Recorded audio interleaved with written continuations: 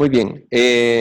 Yo creo que parte de esta charla la han escuchado. En realidad, la tuberculosis la descubrimos hace 120 años, ¿no? Tiene 60 años desde el inicio de la era antibiótica.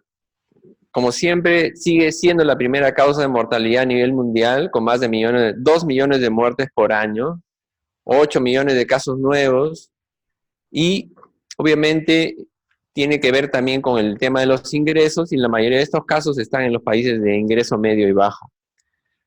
Sin embargo, vale recalcar que la tuberculosis lleva con la especie humana aproximadamente 3 millones de años, ¿no? Entonces, los primeros estudios en el extranjero se hicieron en momias egipcias, se detectaron restos genéticos de la tuberculosis. También hay estudios hechos en momias peruanas y latinoamericanas en general, y se ha encontrado que casi 2000 años atrás ya había tuberculosis en Latinoamérica o en América en general, lo cual quiere decir pues que no solamente lo trajeron los españoles, sino que es un tema que viene a siendo parte de la problemática de América, ¿no? Se le dio antiguamente un toque, un carácter mágico, como que se podía curar de manera mágica, ¿no? Y algunos reyes se aprovecharon de eso, también se le asoció al vampirismo, etcétera, pero básicamente recalcar que sigue siendo ha sido la principal causa de muerte durante mucho tiempo. Uno de los problemas para esta enfermedad es que, a diferencia de las otras bacterias, la tuberculosis, la bacteria de la micobacteria tuberculosa, demora de 16 a 24 horas en replicarse. Se ve 60 veces más largo que lo que haría un estafilococo o otro de los gérmenes comunes. Por lo tanto, la clínica, las molestias se van apareciendo de manera muy lenta y poco alarmante, y eso causa que las personas demoren excesivamente en consultar. El diagnóstico obviamente se hace muy tardío, y lo más, además de eso, es que la persona puede estar enferma, no lo sabe, y va contagiando a mucha gente a su alrededor. Recordar también que, a diferencia de otras enfermedades que son básicamente por contacto, esta es una enfermedad de transmisión por vía aérea. Entonces, son esas pequeñas gotitas que miden de 3 a 5 micras, que son muy pequeñas, que no son visibles normalmente, son las que vuelan muy fácilmente por el aire y son las que transmiten la enfermedad. Además, como son tan pequeñas, flotan en ambientes cerrados durante mucho tiempo. Esa pequeña gotita infectada que contiene de 2 a 3 micobacterias va a ingresar, ¿no?, al pulmón, y es donde se va a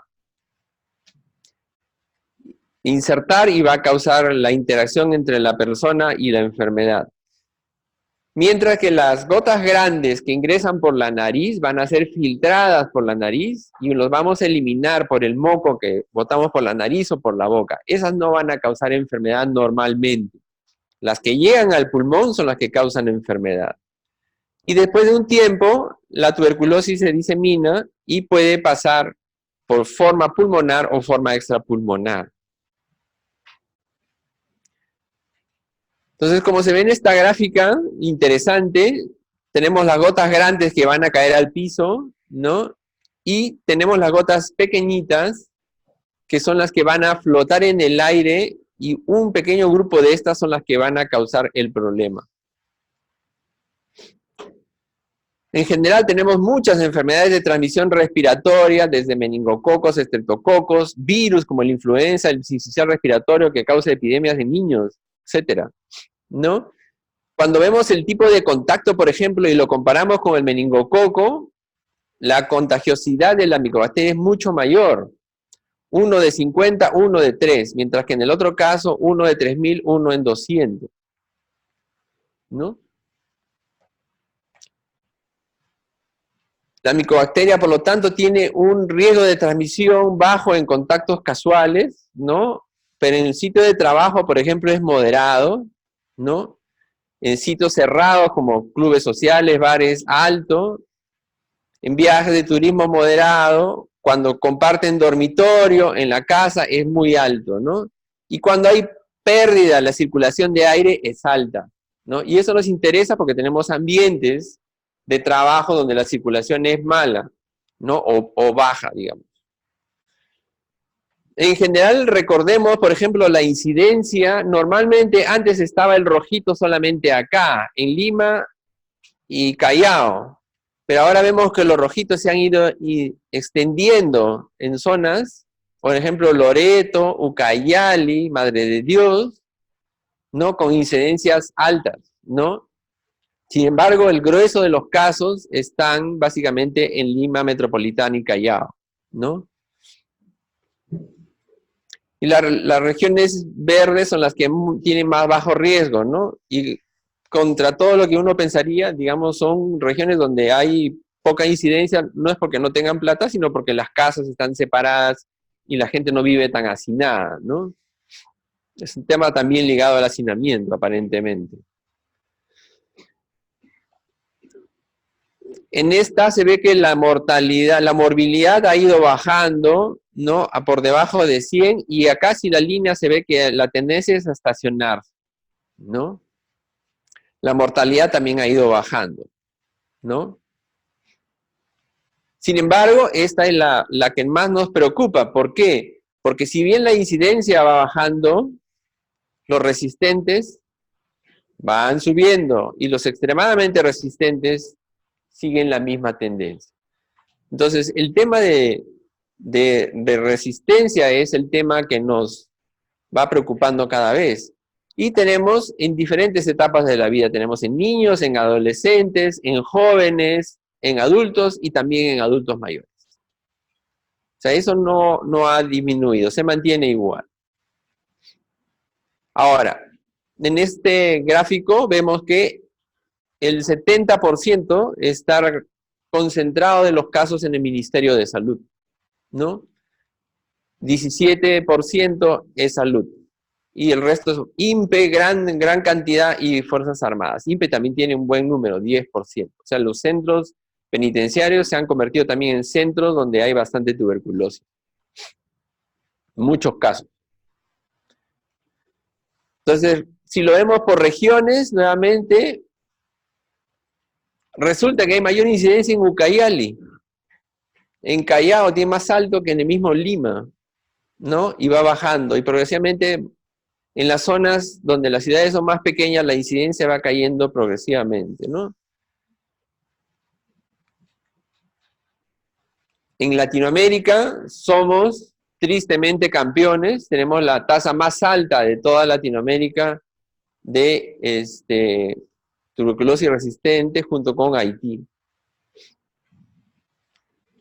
Por distritos, Ancón muy alto, el Agustino, La Victoria, Santa Anita, San Juan del Lurigancho, y así progresivamente va cayendo. Nosotros estamos por aquí, en 100, sí, alrededor de 104, ¿no?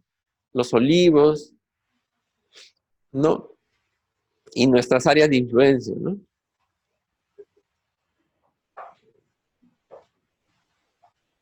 Entonces, ¿dónde hay mayor cantidad de casos? Lima en general, Lima Ciudad, Lima Centro, 32, la nuestra que es Lima Norte, 26, vamos como tercero más o menos, ¿no? Entonces tenemos una incidencia importante en nuestra zona de trabajo. En el hospital, cuando se ha hecho el mapeo de dónde se detectan la mayoría de casos, un buen grupo viene en neumología, gran cantidad también se detecta en emergencia, ¿no? Consultorios, pero lo más preocupante es que se detectan casos de tuberculosis dentro de hospitalización. Entonces, detectar un caso de tuberculosis activa dentro de hospitalización no es bueno. Significa que se nos han pasado los filtros, ¿no? Y que no lo hemos sospechado. Ginecología, obstetricia, ¿no? Donde supuestamente vienen por otra cosa. Entonces, significa que hay pacientes en todos lados. Y obviamente tenemos que tomar protección en la zona de alta prevalencia. y tenemos que buscar, conocer dónde están, ¿no? Para tomar las medidas de protección, ¿no? A veces, cuando sabemos que es una zona donde no hay casos de tuberculosis, no tomamos protección alguna, ¿no? Pero debemos considerar que quienes tienen bastante exposición, la zona de atención al cliente, ¿no? En admisión, las colas ahí enormes, aunque ya han disminuido, ¿no? Y el paciente no discrimina, no te dice voy a neumo en ese momento, no todos están haciendo la misma cola.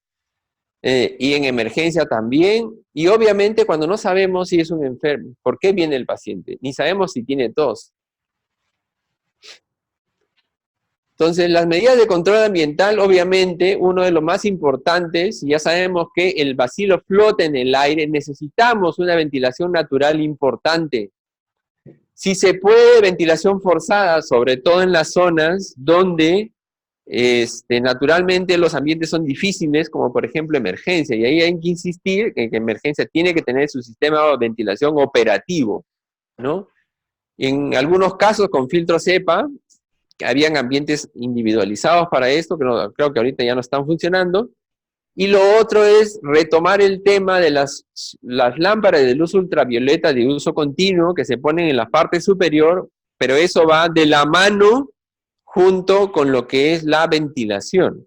Porque el principio es que el bacilo muere con la luz ultravioleta. Por eso si un bacilo se expone al aire, a la luz solar, se muere muy rápidamente. Entonces, lo objetivo no es que hay una luz abierta como la que se utiliza en salas, sino es una luz con rejilla, donde la irradiación no nos da a nosotros, sino solamente se refleja en el techo, nada más. Y esa es la que mata a los bacilos que van flotando y que van rotando en el aire, que suben y bajan. Debemos utilizar máscaras de protección, ¿no? Como una medida básica de protección personal, ¿no? Si bien es cierto, todos debemos exigir las medidas de protección básicas de todos los ambientes, sabemos, por la situación en que venimos trabajando muchos años, que eso no es tan fácil. Entonces tenemos que tomar las medidas básicas de protección personal, sobre todo. Entonces, siempre hay dudas de si para qué me voy a poner una máscara, si sirve o no sirve. Entonces, en el año 2014 se hizo ese estudio y se comparó el no usar nada, el usar una máscara como la que utilizan en sala de operaciones y una máscara con un respirador N95. Y se ve cómo se filtra la gran cantidad. Aquí 7.5, acá 5.3 y acá 2.8, con una diferencia significativa entre los tres. Tanto para bacterias como virus y combinados ambos. Significa que el filtro sirve, pero tenemos que usarlo, ¿no? Y la máscara tiene que ser la N95, no la otra máscara. La máscara la de grado médico no respirador, sirve para ponérsela al paciente. No tenemos que ponerle una N95 al paciente. Al paciente se le pone una delgadita nada más, porque él va a emitir, como bota, tose, todo eso se va a quedar pegado en el papel. Y la gran mayoría de sus secreciones son gruesas, mientras que en el otro caso nosotros queremos filtrar lo que está flotando en el aire. ¿Ya? Para transporte, entonces no se preocupen tanto en conseguir una N95 para el paciente, sino básicamente la delgadita para el paciente y para nosotros, para el personal de salud, la N95. Entonces, protege, claro que protege, disminuye significativamente. ¿No? Disminuye la colonización, que es otro tema para infecciones intrahospitalarias. ¿No? Lo mismo, lo único que nos protege en este caso de infecciones de transmisión respiratoria es la N95. El resto, la máscara de grado médico, no, la limpieza hospitalaria, los procedimientos, etcétera, no llegan a la protección que tiene la N95. El otro tema es lo que se viene impulsando cada cierto tiempo, que son los chequeos en el personal, sobre todo en el personal nuevo que ingresa y que está exponiéndose, porque ahí es importante hacer su radiografía, el tema del PPD para ver el tema del viraje, que es un tema importante que hemos seguido haciendo el rastreo, ¿no? Y que este año tenemos que volver a retomar, sobre todo personal nuevo, ¿no? Y aquellos que pasen de negativos a positivos deben tomar quimioprofilaxis entre 6 a 9 meses. También debemos saber quiénes como parte de alguna enfermedad que tienen crónica, por ejemplo, toman más de 15 miligramos de prednisona o algún tipo de inmunosupresor, entonces ellos también tienen que tener una protección especial, ¿no? Pero debemos saber que el personal de salud tiene riesgo de desarrollar MDR y XDR. Esta es una gráfica donde se ve que afecta a todos los grupos poblacionales, tanto médicos, enfermeras, técnicos, en general, todos, ¿no? Nuestra incidencia en el hospital, hemos tenido picos donde han habido muchos, como en el 2007, que hubieron 13, en el 2013 también hubieron 18, y después ya hemos tenido ya medidas mucho más severas, y se ha logrado que se mantenga en valores más o menos aceptables, ¿no? Pero siempre hay, porque como trabajadores estamos expuestos. Esto es lo que se hizo el año pasado, de todos estos trabajadores en general se vio, y por ejemplo, la gran mayoría eran sensibles. Tuvimos monoresistentes a isoniazida, 3 casos de MDR y solamente tuvimos en el histórico un caso de XDR. Algunos resistentes, poliresistentes, pero no MDR, ¿no? Y la gran mayoría son desconocidos porque los podemos detectar incluso antes de que sean contagiosos, ¿no? Entonces el objetivo es que se puedan tratar. La gran mayoría, por tanto, han sido negativos, unos cuantos una cruz, hasta 8, 2 cruces y 3 cruces. En general, cuando se revisa la data del ministerio hasta el 2018, del 13 al 18, miren, la tuberculosis en trabajadores de salud se concentra básicamente alrededor de Lima metropolitana, ¿no? Que es el que concentra más del 50% de los casos en general. Y el resto distribuidos proporcionalmente en las otras ciudades en provincias. Con respecto a la tendencia, como nos pasó a nosotros, hubo un pico y luego nuevamente ha empezado a bajar, ¿no? Pero ahí se mantiene, ¿no? Igual que lo que nosotros vimos, nombrados, y son un grupo 24.8, generalmente ya es personal que tiene más tiempo trabajando en las instituciones, mientras que los contratados como CAS y terceros, que vienen a significar los pacientes, las personas nuevas que ingresan, son los que son el gran grupo, porque no sabemos su nivel de exposición y su resistencia a la enfermedad, ¿no? Y después se ven residentes, internos, estudiantes, etcétera, ¿no? En general. La gran mayoría han sido pulmonares, sin llegar a tener cepas o confirmación en 44, poquitos casos de XDR acumulados en general, ¿no?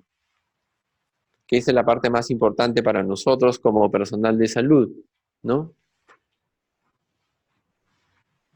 Profesionales técnicos asistenciales del grueso, 85%, administrativos, 14%. ¿Ya? El grueso, ¿dónde están? Consultorio, hospitalización, emergencia. Ahí está la gran mayoría. Y el otro piquito, áreas administrativas, ¿no? Que tienen contacto con pacientes. Ese es el otro tema. Menos en farmacia, en laboratorio. En el programa también hay un porcentaje, ¿no? Sala de operaciones más bajo, ¿no? O sea, básicamente los gruesos, consultorio, hospitalización en emergencia, áreas administrativas en contacto con pacientes, ¿no? Esa es una placa que no queremos tener. Hueco, hueco, hueco. Esa persona ha demorado mucho en buscar atención, ¿no? Igual, enfermedad extensa, bilateral, ¿no? otros con pequeñas lesiones, donde casi no hay enfermedad. Entonces depende de nosotros mucho qué tipo de lesión queremos tener, si queremos llegar a los extremos o queremos ser diagnosticados rápidamente. Y obviamente, uno de los temas más importantes es lo que se llama la forma tuberculosis latente, al hacer el hincapié de que como trabajadores de salud nos vamos a contagiar. Muchos, por no decir todos. En Lima, pasando los 50 años, casi todos somos PPD positivo. Ya nos hemos contagiado. Pero eso no quiere decir que estemos enfermos. ¿No es cierto? Solamente un pequeño porcentaje de estos, menos de 1 en 10, van a ser enfermedad. Muchísimo menos. Entonces, lo importante es saber cuándo nos contagiamos, porque en los primeros 2 años del contagio es donde está nuestro riesgo de tener tuberculosis, o nuestro mayor riesgo de tener tuberculosis activa.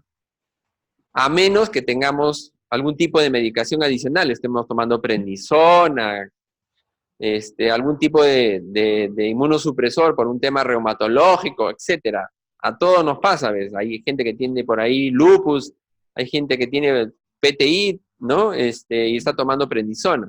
Entonces, ese tipo de personas tienen que usar protección especial cuando van a ir a una zona de riesgo si es que no la pueden evitar, ¿no?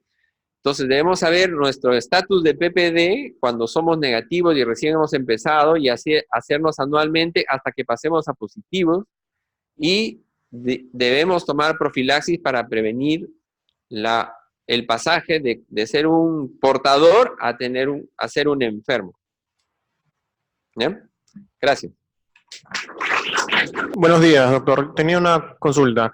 Usted mencionó de que la mejor forma de eliminar el bacilo sería en todo caso el que está en el aire, sería en todo caso con la proyección de luz solar, la luz ultravioleta. En caso de que un cuarto no tenga disponibilidad para ser utilizada esta tecnología, ¿cuánto dura este bacilo en el aire? Buena pregunta. Se dice que hasta 72 horas, incluso en habitaciones cerradas, porque puede tolerar con la humedad de Lima o tolera un poco la desecación, o sea que puede estar hasta 72 horas en habitaciones cerradas. Doctor, una pregunta.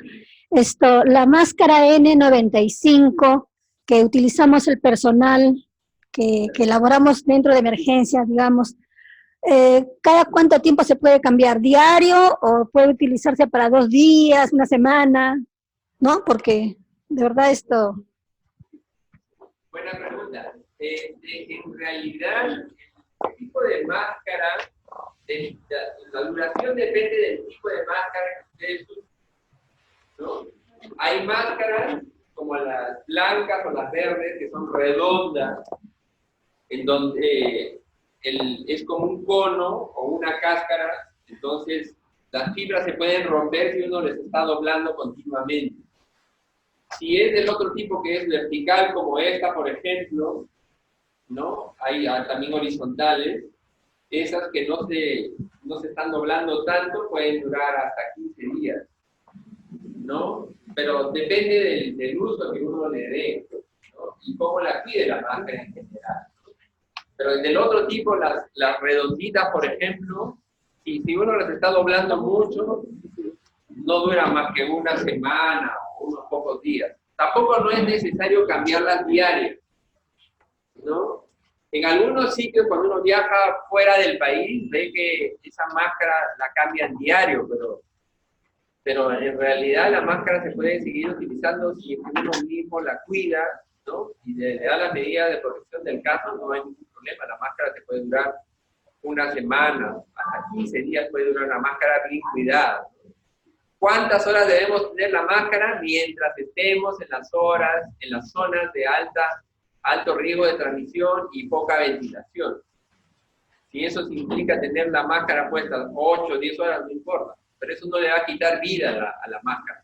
Lo peor que puede pasar con la máscara es que ustedes sientan un olorcito que es propio de lo que nosotros exhalamos, que se va pegando en la parte interior.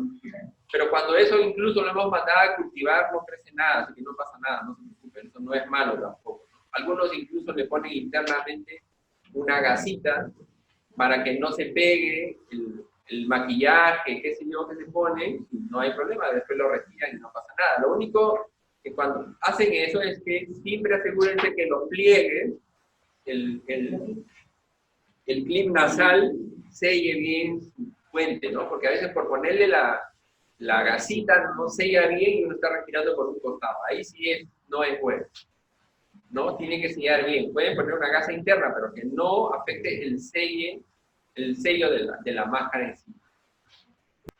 Doctor Valdivia, buenos días. Licenciado Nicolás. Doctor, bueno, todos somos trabajadores del Estado, pero resulta que, como siempre, tenemos exposición a que podemos contraer la enfermedad y algún trabajador haya padecido esta enfermedad, o puede ser también de que esté en una profilaxis, tomando isoniazida por 6 meses o 1 año, como usted lo dice. Pero da el caso que con el transcurrir del tiempo, tenemos que trabajar 30, 35 años, hasta 40 años, de acuerdo a la edad. Podría ser que este paciente pueda nuevamente, después de cumplir el año, puede pasar 10 años y puede haberse contaminado nuevamente con este germen y podría nuevamente tomar isoniazida. ¿Cuáles serían las consecuencias hepáticas, doctor? Muchas gracias. Una pregunta súper interesante. Por ejemplo, a diferencia de cuando uno habla de profilaxis, los modelos de profilaxis están diseñados para exposición única. En el caso de los trabajadores de salud, por ejemplo, no tenemos información al respecto de esto. Porque probablemente nosotros como trabajadores de salud no tengamos una sola exposición, podemos tener varias.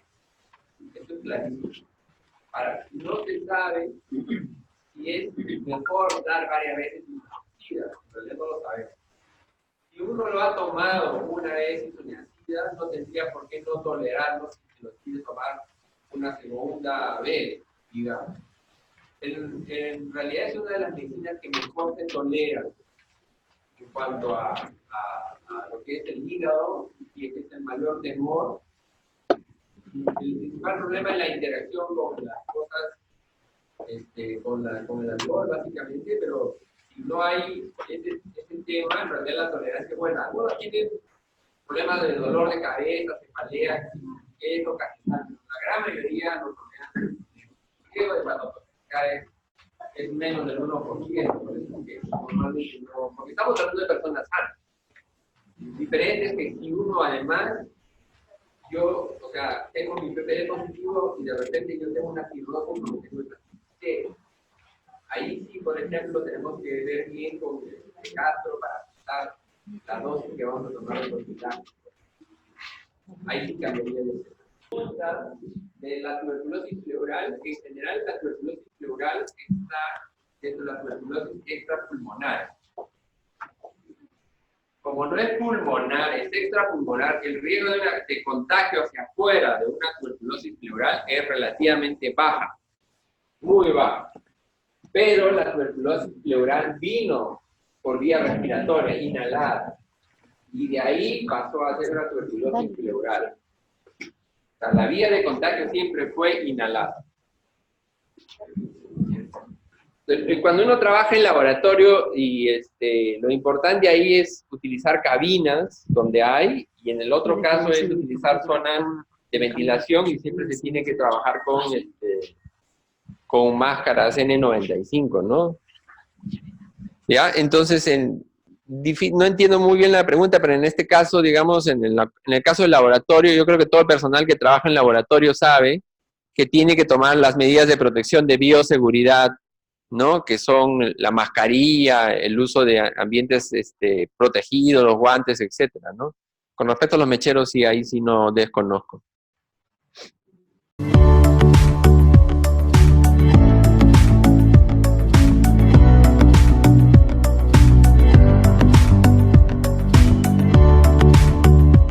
Gobierno del Perú. El Perú primero.